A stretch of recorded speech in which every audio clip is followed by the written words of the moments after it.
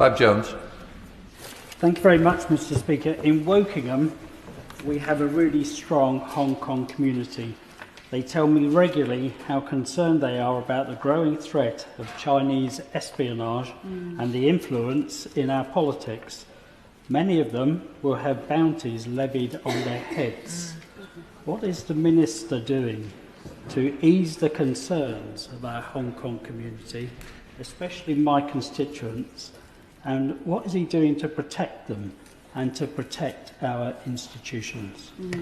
Mr. Speaker, it's an entirely fair and reasonable point, and let me give him reassurances further to what I've already said today and on other occasions.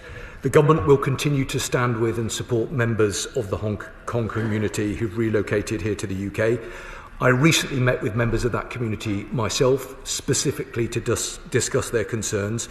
The Defending Democracy Task Force is doing a lot of work on our response to transnational repression, but if he has any further concerns, I'll be very happy to meet to discuss them further.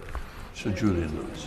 Does the government accept that China is a bad faith actor whose basic technique can be summed up by a single phrase: buy influence and build dependency? Isn't that exactly what's happened in our universities?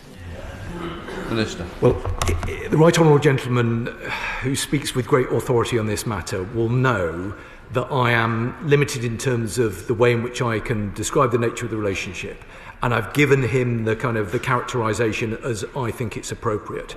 We do have to be a bit pragmatic in terms of the world that we live in. We have to do what we can to secure our national security, whilst at the same time ensuring that we are engaging in a way that is advantageous to our country and our economy. Any government, the previous one, this government, has to balance those sometimes competing interests, but this government will do it in a way that always makes sure that we safeguard our national security. Sir Ian Duncan-Smith.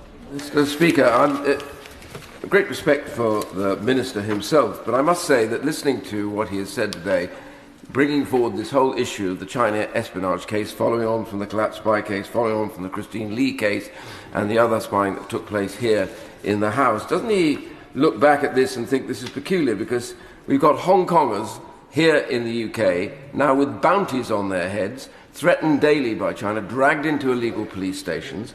And then the Minister talked about all the other things: threats to our democracy, threats to our industries, cyber threats through IoTs, threats to our universities, and threats to our MPs who are sanctioned and who daily have to face these challenges. Doesn't that make a bit of a mockery of the idea that China is not a continuing threat and that they are not now in the upper tier of furs, as my honourable friend from the Dispatch Box called for? Surely it is time. The number one priority for a government is defence of the realm. Balancing priorities does not trump defence of the realm. Minister.